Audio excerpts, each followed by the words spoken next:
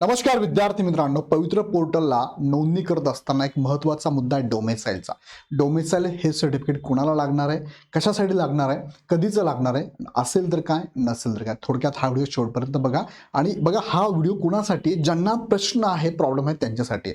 ज्यांना ऑलरेडी माहिती आहे त्यांना माहितीच आहे. सो ज्यांना माहिती नाही आहे त्यांच्यासाठी सेपरेट हा छोटासा व्हिडिओ मी बनवलेला आहे. कारण बऱ्याचशा कमेंट्स येतात आणि कमेंट्समध्ये हा प्रश्न विचारला गेला आहे. सो त्या विद्यार्थ्यांसाठी हा छोटासा व्हिडिओ आहे. नवीन विद्यार्थी असेल, त्यांना माहिती नसेल, त्यांसाठी हा व्हिडिओ आहे. सो शेवटपर्यंत हा व्हिडिओ बघा.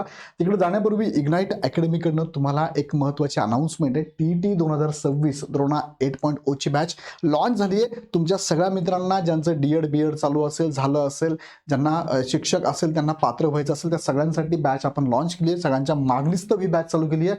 बॅच 22 डिसेंबरपासून चालू होते. लाईव्ह प्लस रेकॉर्डेड बॅच आहेत. या बॅचेसमध्ये तुम्हाला separate paper 1 separate, paper 2 separate आणि पेपर 1+2 दोघं एकत्र तुम्ही घेऊ शकता या फीमध्ये. आणि सेम तुम्हाला TET आणि CET पण बॅच आम्ही अनाऊन्स केली आहे. ही बघा, TET पेपर 1 पेपर 2 आणि CET पेपर 1 पेपर 2 असणार आहे. लाईव्ह प्लस रेकॉर्ड बॅचेस आहे.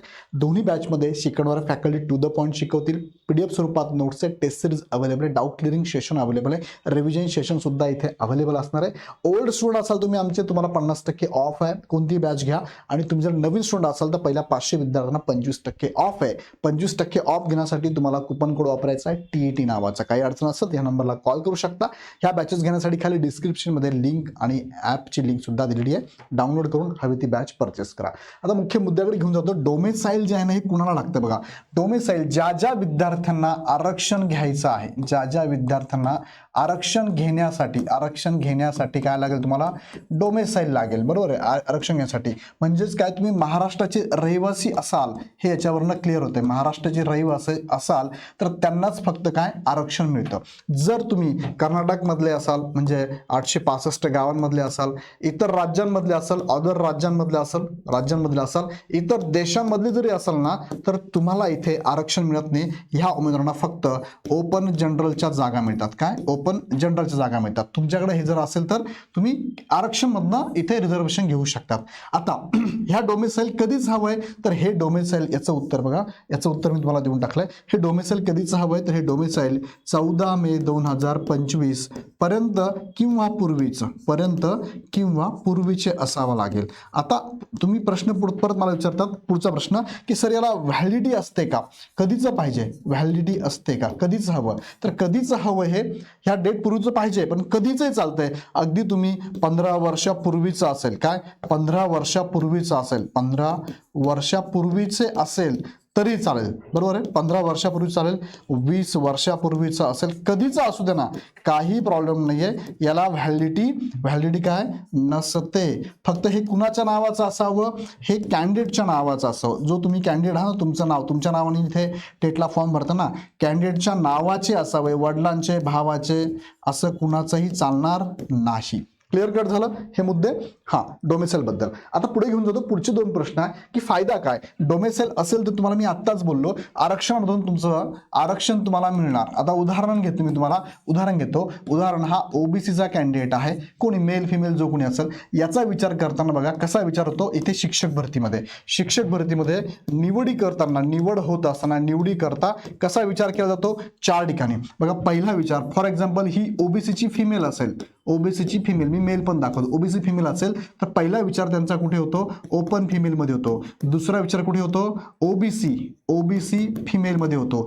तिसरा विचार कुठे होतो, ओपन जनरल मध्ये होतो. चौथा विचार कुठे होतो, OBC जनरल मध्ये होतो. 4 ठिकाणी विचार होतो. जर तोच कॅन्डिडेट हा OBC मेल असेल तर त्याचा विचार 2 ठिकाणी होतो. त्याचा विचार पहिले होतो ओपन जनरलला, दुसरा विचार होतो OBC जनरलला. 2 ठिकाणी विचार होतो. ओके, लक्षात घ्या.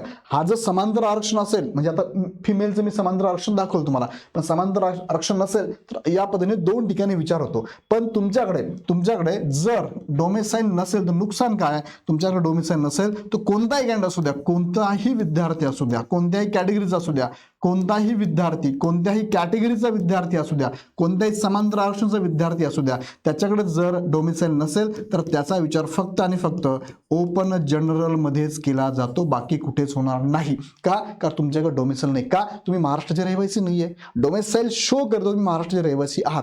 ते जर नसेल तर तुमचा विचार अशा पद्धतीने केला जाईल.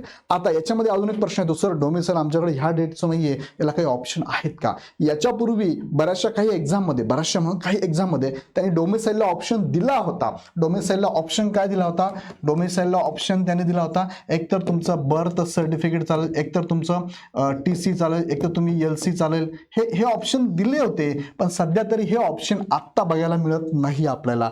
त्यांनी डायरेक्टली फॉर्म भरताना डोमेसाईल विचारलेलं आहे, डोमेसाईलचा नंबर, इश्यूइंग डेट आणि डोमेसाईल अपलोड करायला लावलेला आहे. सो आता तरी हे ऑप्शन, असे वेगळे ऑप्शन, डोमेसाईलला वेगळे ऑप्शन अजून तरी काही नाही आहे. रहिवासी दाखला ग्रामपंचायतचा पण मिळतो बघा, ग्रामपंचायतचा मिळतो, तो अपलोड करता येईल का? त्या संदर्भात त्यांनी स्पष्ट, म्हणजे ते करता येईल काही नाही, पण त्यांनी स्पष्ट domicile number, domicile issuing date आणि अपलोड करायला लावलेलं आहे. सो त्याला ऑप्शन नाही असं सध्या तरी आहे. याच्यावरती जर पवित्र पोर्टलला, बुलेटिनला अजून काही अपडेट जर आलं तर वेट करा, काही दिवस वेट करा. आणि जर आलं तर वेल अँड गुड, नाही आलं तर मात्र तुम्हाला हे करावं लागणार आहे, ओपन जर्नलमधनं तुमचा विचार केला जाणार आहे. हा पण मुद्दा नीट लक्षात घ्या. आता तुमच्यापर्यंत ही माहिती पोहोचली असेल तर मला कळवा. यात तुम्हाला अजूनही काही डाऊट वाटतंय, अजून क्लॅरिफाय करायचं असेल, तुम्हाला सजेशन देईल की तुम्ही पवित्र पोर्टल बघा, त्यांच्या वेबसाईटलाच त्यांनी कॉन्टॅक्ट दिलेला आहे. कॉन्टॅक्ट नंबर, हा ईमेल ID बघा, खाली मी लिहिला आहे यजुपवित्र 2025. आता 2025 पैकी 2000 नाही आहे, हे काढून टाकतो मी.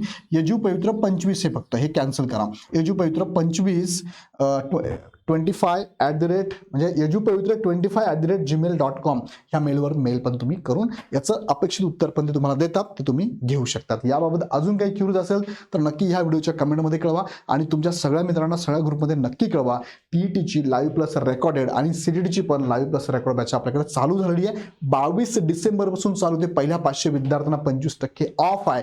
TET नावाचा कुपन कोड वापरायचा आहे. जुने विद्यार्थी असाल तर त्याच मोबाईलवरनं तुम्ही लॉग इन करा, ही बॅच परचेस करा, 50% ऑफ तुम्हाला मिळणार आहे. बाकीचे फीचर दोन्ही बॅचमध्ये अवेलेबल असणार आहे. याचे डेमो लेक्चर यूट्यूबवरती पण अवेलेबल बघू शकता, आवडलं तर जॉईन करू शकता. काही शंका असेल तर आमच्या हेल्पलाईन नंबरला कॉल करू शकता. अदरवाईज ॲप डाउनलोड करून डायरेक्ट बॅचेस पण परचेस करू शकता. छोटासा विषय होता, बऱ्याच काही मुलांचे प्रश्न होते, त्यासाठी हा मुद्दा घेतलेला. त्यांनी नक्की बघा आणि बघितल्यानंतर तुमच्यापर्यंत, तुम्हाला जो प्रश्न पडला तो तुमच्यापर्यंत उत्तर पोहोचलं का मला कमेंटमध्ये नक्की कळवा. आवडला तर लाईक नक्की करा. पुढचे अपडेट बघण्यासाठी चॅनल सबस्क्राईब करून बेल आयकॉन क्लिक करा. पुन्हा व्हिडिओ नेक्स्ट व्हिडिओमध्ये. धन्यवाद.